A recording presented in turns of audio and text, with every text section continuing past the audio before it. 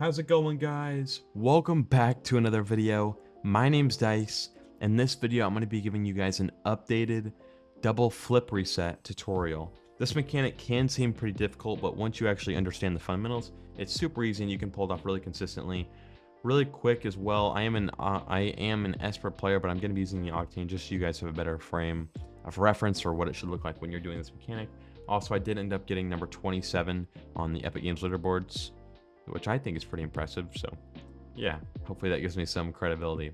But getting straight into it, this tutorial isn't going to be very long, by the way, just because the mechanic really isn't that difficult. It's only about 3 different steps, and yeah, so, but really quick, the setup is the most important part of this mechanic, and if you can get the setup down, it will be very hard to not get the double reset, because it's kind of just like 2 or 3 steps, but the setup is like 60% of the work.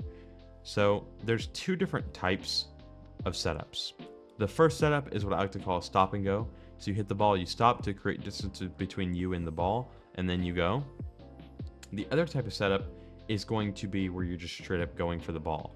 So here I don't stop at all, I just go for it, and then I create separation a different way with my force against the ball. So you'll notice I still had separation with the ball, but I'm not stopping. And the way I create separation is by slamming my wheels into the ball. So like this, which makes the ball pop away from me. Whereas if I don't do that and I go to the ball in a very soft manner, then you'll notice the ball's like really close and there's like no longevity, no longevity, and it just doesn't work.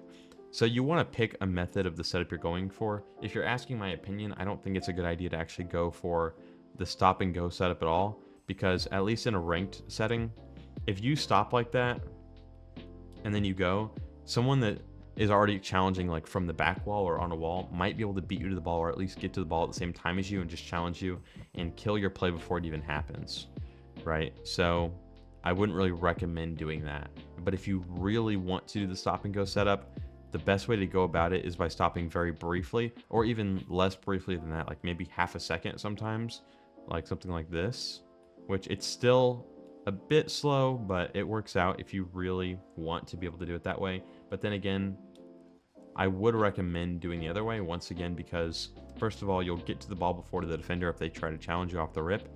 Second of all, because you're not committing to a double reset right here. Like I could just fake it and then go under the ball and then maybe take it back and do whatever I want. I don't have to commit to the double reset, which I think is super nice.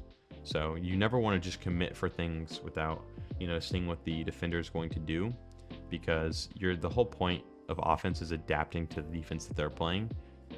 So you just want to adapt and see what they're doing and then change what you're doing off of it. Like if someone pre-jumps me, I'm not just going to double flip reset into the pre-jump.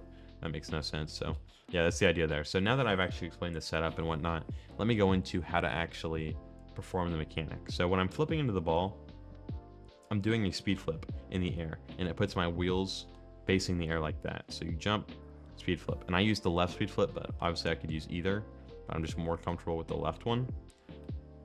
And so what happens is when I go for the reset, that's not a good one, but when I go for the reset, that was really weird. I still got it, but I'm just doing a flip cancel so that my wheels face. Okay, I can't even get a single reset. I'm back in plat. So I get the first. Okay, I didn't even think I got the. I'm just trolling. I didn't even think I got the reset there. Okay.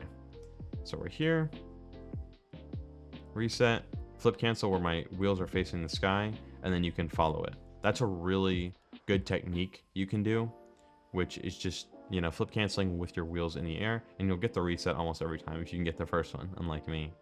So we're here, reset, flip cancel, we have it, and you'll notice that it's kind of far away from me, and that's because I haven't applied the last step yet, and that's the way you flip into the ball.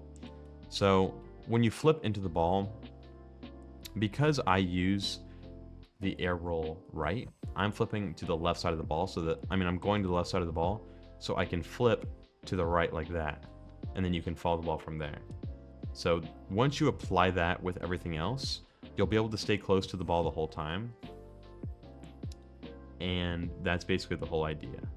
So we're here, here, here, and then here. I'm kidding.